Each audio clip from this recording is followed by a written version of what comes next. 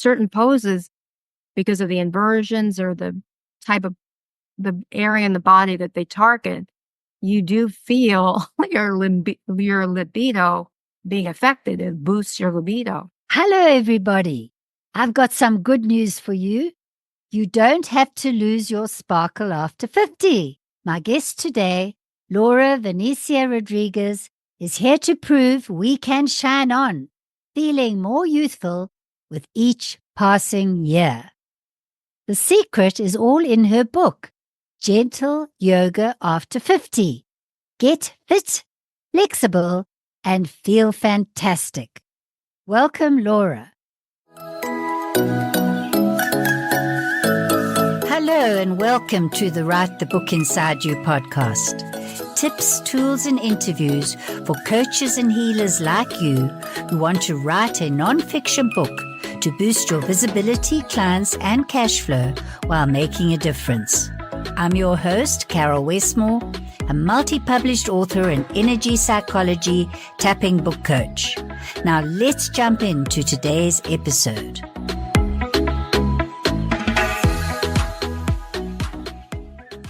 Laura, I've been diving into your book and feel energized and hopeful just reading it. But that's not enough, is it? Tell us how the commitment you've made to a daily yoga practice on your mat at home, 6 days a week for 50 years, has paid off for you and can change our lives too. Well, it all began for me because I was, in a sense, born the consummate klutz. I was very unathletic as a child. I was I just didn't find myself able to compete. I hated those field days where you had to run around the field. I was always the last one chosen. I didn't make any of the teams in junior high school. I was always the last team, etc. But I always had an innate interest in health. Ever since I was about 7 or 8 years old, I got my mother to stop smoking. I was interested in having a life full of health. And I knew that part of that was exercising, but I wasn't getting enough exercise even as a 13, 14, 15-year-old because I wasn't on any teams. And the coaches, at least at that time, ignored those of us who didn't make the team. So one day, just by chance, my mother had a magazine on her coffee table. It was Philadelphia Magazine. I grew up right outside Philadelphia.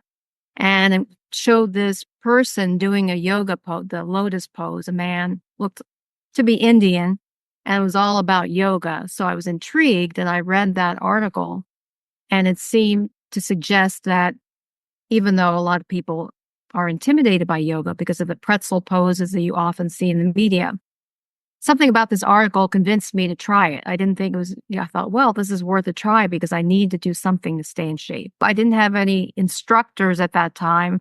My 2 key instructors were 2 books. One was called Yoga for Beauty and Health by Eugene Rawls and Eve Diskin. And the other was Yoga, Youth, and Reincarnation by Jess Stern, who also wrote a lot of books he wrote a book about the psychic. Now his name escapes me. But both of those books had very detailed instructions on how to do a variety of yoga poses. It made them accessible. And starting at age 15, I made that commitment that yoga would be part of my basically daily lifestyle. And so with a few exceptions now and then, like being pregnant, getting sick, etc., I've maintained a yoga practice for over 50 years. And I just found that it's just one of the pillars of a healthful lifestyle. And I feel it's something you can start at any age. You don't have to start at age 15. Of course, the younger you are, the better, but you can start after age 50 and still benefit enormously. That's what I like about your book, is that you can start at any age, and that is what you bring home. But what is the cutoff point that you mentioned of 50 in this book? Why 50? What is it about that age that you think is important? The reason I chose 50, well, it's a marker for a lot of people because when you reach 50 and then beyond, and 60, 70 and beyond, especially 50, it's that half a century mark. And people often think half a century, you've reached half a century. And also I found that for many of us, you have more years behind us than ahead of us at age 50, typically. And so you want to make sure, I thought, that you squeeze the juice out of life. We never know how long we have, especially at that age 50. It really causes us to think, well, how can we make the most of the rest of our lives? And so I felt that I would create a series of which the general yoga after 50 is one. The others two are in process, because this is just an important marker. And also, what the problem is, a lot of people, when they turn 50, start acting as if they're really old too. And they start thinking, oh, they're not capable of doing things. They start slowing down. I mean, even though there are many vibrant people, but I come across many people who just start talking about, oh, I'm old, 50, et cetera. And 50 for me is already a long while ago. So I just Yeah. thought that was an important marker, just because of that half century. And also, we go through physical changes. Women typically go through menopause. Men have hormonal changes as well. So we start noticing Yeah. physical changes. And because we notice those changes, people get scared, or they just give up and they think, oh, there's nothing they can do. And they start slowing down. So that's why I chose that particular Great. marker. So let's circle back to the word yoga. Can you define it? I mean, there's something in your book where you say it's a 5,000-year-old ancient, yet scientific health system for the modern soul. Would that be a fair summary of it? And how come we are in these modern times able to benefit from an ancient tool? Yoga, as I recall the definition, I don't know all the specific verbiage, but it means a union of body, mind, and spirit. And it was created thousands of years ago, dates back to thousands of years ago in India. And a lot of the poses were patterned after the movement of animals, because it was observed, how animals moved out in nature.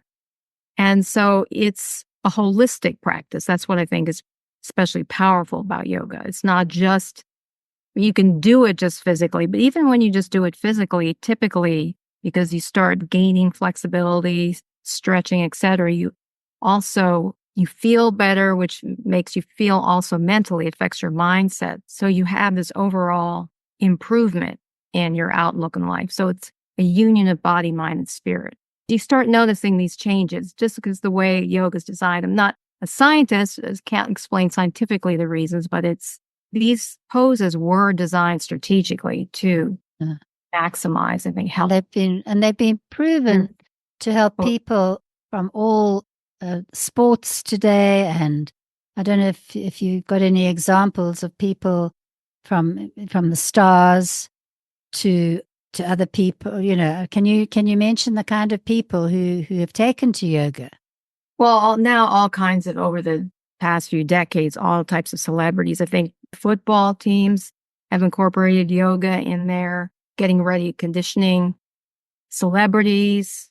Yeah, like Sting. Sting and his wife, Trudy Styler.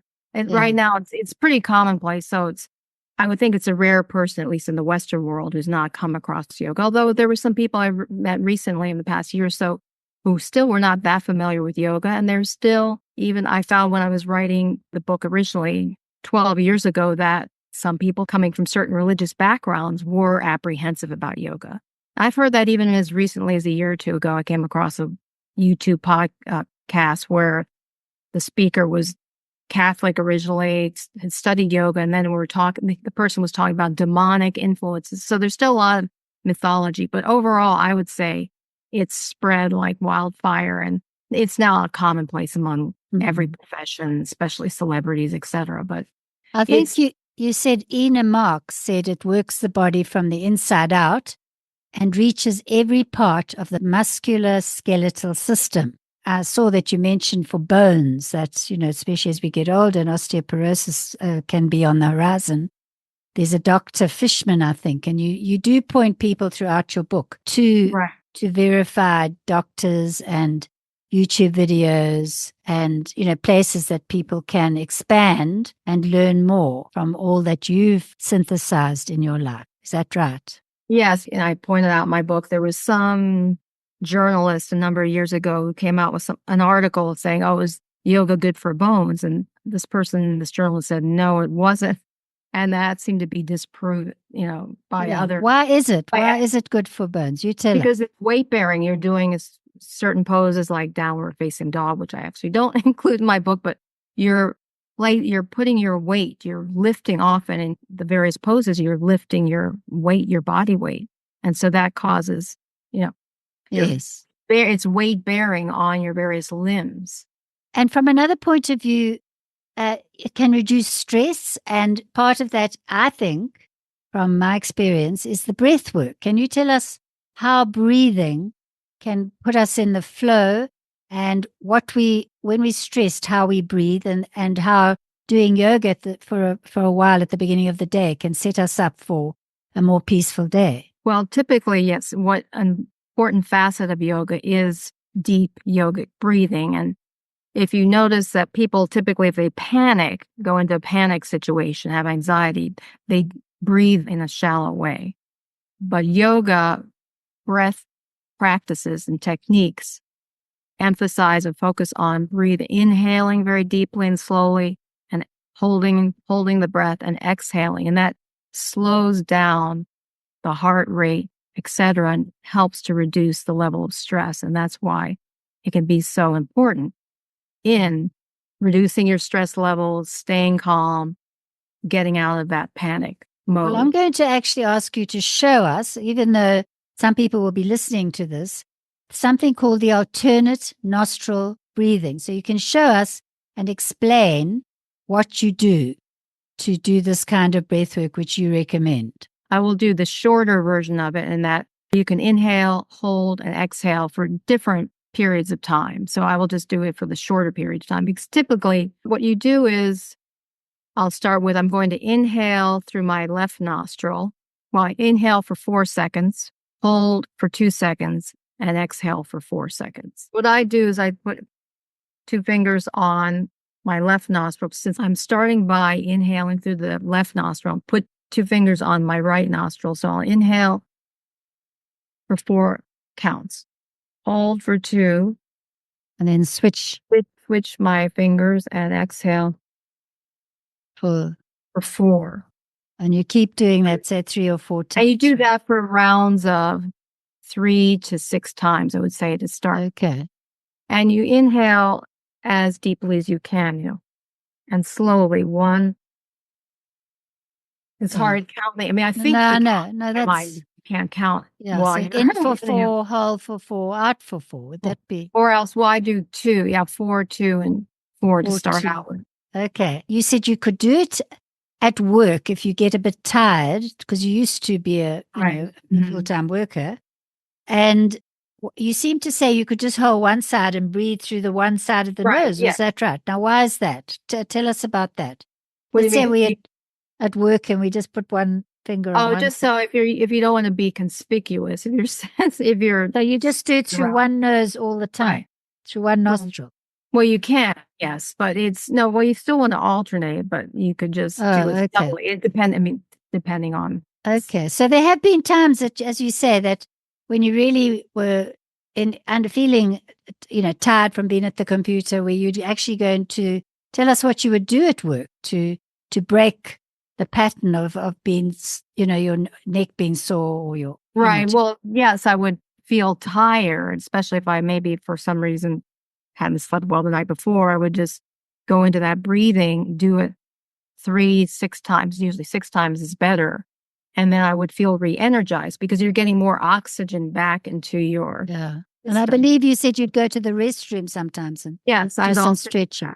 Yes, I would do stretching, a variety of stretches that you could do while in a suit. I used work clothing. Well, the interesting thing is that you combine the yoga, once you get into it, or as a recommendation, with other practices like, okay, we've done breathing. What about meditating and eating? How do we eat as yoga, as part of our yoga lifestyle? Or how do you eat? And how do you meditate? Tell us your practice. And now for a word from our episode sponsor. Every writer has faced the dreaded writer's block. But what if you had not just 1, but 7 ways to shatter it? Introducing Bust Writer's Block Forever. 7 game-changing ways to kiss writer's block goodbye and unleash creative inspiration. Dive deep into transformative processes, the work of Byron Katie, Havening, EFT tapping, the journey, the alter ego effect for writers, internal family systems. And as a special treat, a bonus chapter on collaborating, even dancing with ChatGPT, your new creative catalyst. For those who've been inspired by The Artist's Way by Julia Cameron, this book and accompanying video course at bustwritersblock.com will feel like coming home. Dive in at bustwritersblock.com. Now back to today's episode. Well, I did include some meditation practices in the book, but I also do, and I did a form there too of transcendental meditation, which I was also trained in back when I was 18, a few years after I learned yoga. So your routine would be to meditate first thing in the morning, and then put out your mat and do a routine of 25 to 30 minutes. Is that right? Right. That's what I would do. Yes. So, Laura, what is your routine or that you recommend for someone who doesn't want to go to a yoga studio but can do this at home? What would you recommend? Well, the first thing is, as I think I mentioned in the book, is make a decision that you are going to incorporate yoga into your life because it's important. It can really benefit your physical, mental, and spiritual health. And then secondly, you make that decision, which I talk about cutting off other options, saying, letting things interfere. You make that decision. Second, you decide when is the best time for you, where you know you're going to be consistent. You don't want to have it all over the place where things can interrupt. For me, and I still do this, is that the morning is the best time for me. Shortly after I wake up, I meditate, and then I do some form of exercise because then I get it done for the day. It also helps energize me for the day. And I believe you have a rebounder as well as part of that Yes, routine after yes, your that's yoga. part So of it's not all just the flow of the yoga. You either walk your dog or you do some rebounding as well. Right. Then I have also journaling practice and a variety. Yeah. But as far as just yoga, if someone wants to incorporate yoga, start with there, because you may have to build up to things depending on your schedule. They could start even with 10 minutes. Right. Just yes. Start. Doesn't Yes, matter. I always say the key is to start. Just baby steps, 5 minutes. Just get in the habit. Because it can be intimidating. I don't have 25, 30 minutes even. Well, we know from Atomic Habits, Right. one of the most best-selling books on Amazon and in the world, we know that we have to start with baby steps. So thank you. So now, yes, and also it's good for protecting yourself so that you don't get injured as well. If you're not used to doing these poses, you need to ease into them. That's exactly. There is one question that people ask me. What is the difference between yoga and Pilates in terms of what we're talking about? Because Pilates is also very popular today. Well, I haven't had a long-term experience of Pilates. I've just been doing Pilates the past year and a half. And from the understanding I've gained from the class is that it focuses more specifically on the core of the body. I mean, there are some poses that are similar. In fact, in the Pilates classes I've gone to, they'll incorporate some yoga-like poses, a child pose, for example. But I believe the Pilates is focused primarily on the core of your body. It's all mat work. You don't do any standing poses in Pilates.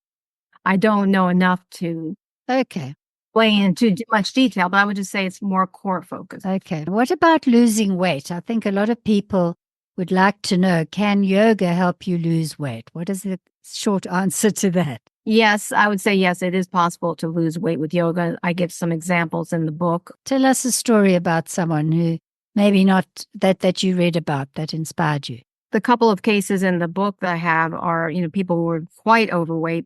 Yoga was part of their whole change in lifestyle. Because I think, especially the type of yoga that I present in my book, gentle yoga, it's not going to be a fat burning per se. Although some of the poses are good in that inversion poses help your thyroid help regulate. But it's not fat burning in the way other types of exercises. So I think it's part of a whole spectrum of lifestyle changes. I would say you And can't. self-care. You know what? We know that a lot of people overeat from stress and lack of self-love and boredom. And Right. once you go into a meditative state and say every morning or, during the day, do some breathing, it might help you just, stop those cravings. So I Right. think we could say that. So let's turn to the book itself that you wrote, your writing process, the fact that you did your career involved writing. Tell us more about being a writer, Laura.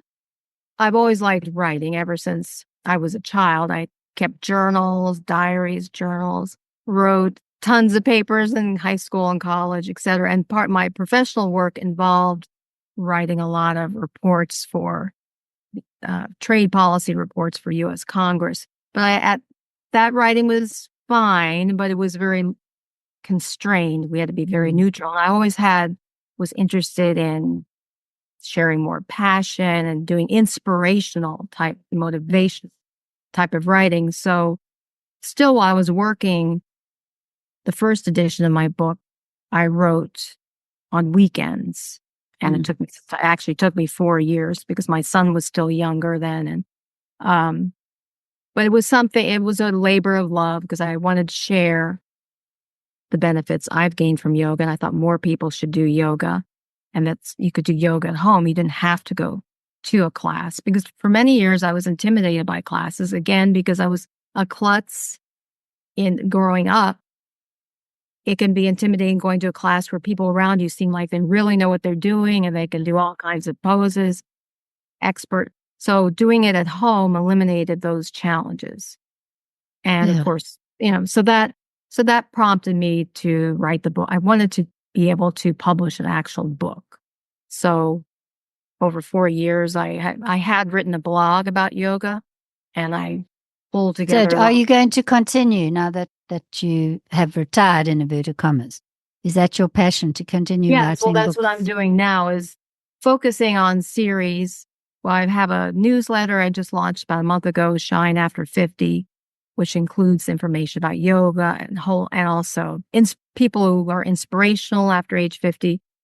I also have a blog that includes yoga and other exercise. I'll be writing about rebounding on the trampoline and a variety of things that I do, both ancient and modern practices, including meditation, including things called like the healing codes, the emotional freedom technique. Those are all parts of my lifestyle now. So I'm focusing on all those techniques that there are still many people who don't know about them.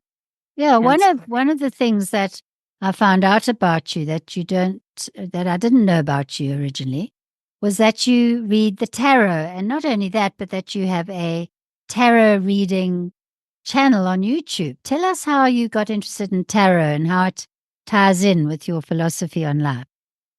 Well, the reason I got interested in tarot is that I've always been interested in metaphysical topics ever since I was young. And back in 1987, as part of work, I was always looking for ways to improve my productivity, my creativity, et cetera. And I bought this book called Creativity in Business based on a course taught at Stanford by that same name. And when I was reading the book, they had all kinds of brainstorming techniques. And one of them was using tarot cards to help brainstorm and boost creativity. So I was fascinated by that. And around the same time, the particular church I was attending brought in a tarot reader. And I was just amazed. And I took a class that she taught how you could use these cards, shuffle them, and somehow you would choose a card that made sense to the question in response to the question you're asking. So it was very much what I like about tarot. It's an intuitive tool. I see this. I don't use it to predict, you're going to meet a tall, dark, handsome stranger, that kind of thing, but more, how can I handle this situation more effectively? And it's a good visual prompt. It elicits and boosts your creativity. Oh, that's great. And it's been around for over since the 1400s. So yeah. What's the best advice anyone ever gave you? Well, the best advice, I don't know specifically if someone gave me, but it's from the title of a book back in the 80s, the feel of fear and do it anyway. Just that whatever things challenge you is that if you know it's important, do it. For example, when I finished graduate school at age 24 at 5, I intuitively knew, I thought it's important. I need to be able to speak publicly, do public speaking well. And I really hadn't had much experience with it. And it was a bit intimidating because I was always considered a shy person. And so I joined Toastmasters, and I was in Toastmasters for literally 42 years and practice. And that Toastmasters is an example of an organization that makes, even though you may be fearful of public speaking, you do it. And if you pay attention, you really do improve and you become comfortable and you gain so much from it. I receive lots of positive feedback during my professional career about any presentations I gave because of that training. Yes. So you felt the fear and did it anyway to be a speaker. Yeah. And now it helps you when you, on your YouTube channel, when you're reading the cards and coaching people. Right. Okay. So what's the one thing you'd like to leave listeners with today concerning yoga and feeling the fear and doing it anyway? Well, I think it's important to always challenge yourself, no matter what your age is, to be open to learning something new. And whether it's yoga or anything else, because the past couple of years I did things for the first time, like even adding to my physical practices, like strength training. It's just to explore, push yourself, be willing. That's part of staying youthful, tuning into new trends, learning, always being willing to learn. Yes. AI, et cetera, as you do. It doesn't matter what our age is. Keep on top of things in the world. Don't settle into old ways or just say, oh, this is what I'm most comfortable with. You've got to keep up. Push yourself and explore. And that keeps you young. And before we finish, there was one thing that I think listeners, other than weight loss, there was the fact that it's mentioned a few times, sex becomes sexier. So I'm really throwing that in now. How does yoga and this kind of lifestyle bring a more youthful sexual person out of themselves, out of their shell?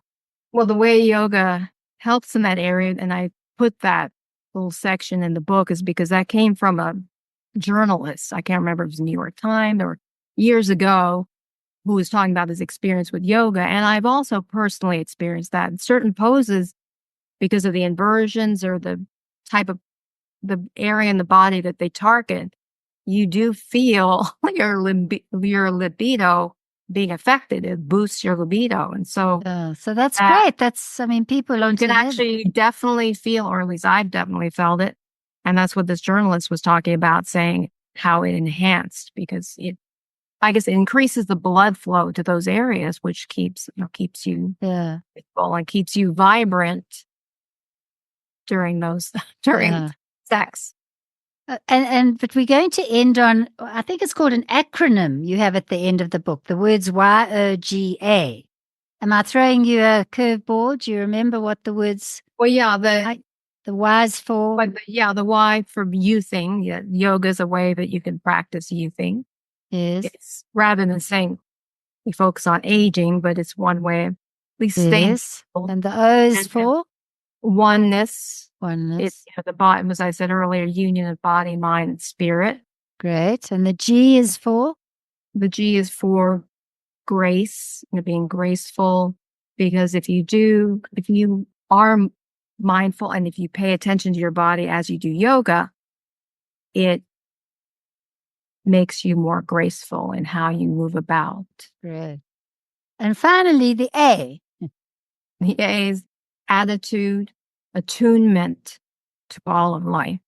That's what I would say. The A, yoga helps you attune to the world around you and to the joy of life.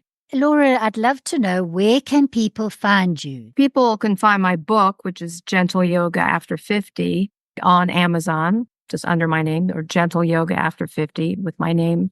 You'll find it there. You can contact me at Laura, Laura, at shineafter50.com. That's my email. And if you email me there, you can request a 30-minute free, no obligation lifestyle chat where I help give some guidance if you're having challenges, if you want to. Or to kickstart someone who's not sure. Right. You know, things like the mat and things which they'll have to go to the book to find out, which I found interesting, about whether you should light a candle, etc., etc. So thanks once again, Laura. This has been really interesting.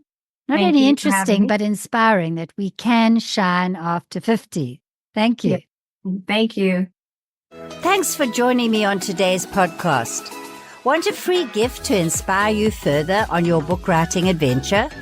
My free checklist, 5 book hook tips to kickstart your book writing journey, will help you get clarity on the key essentials to make your book a winner. Download it at writethebookinsideyou.com/free gift. The links are in the show notes. Until next time, a big virtual hug and keep writing.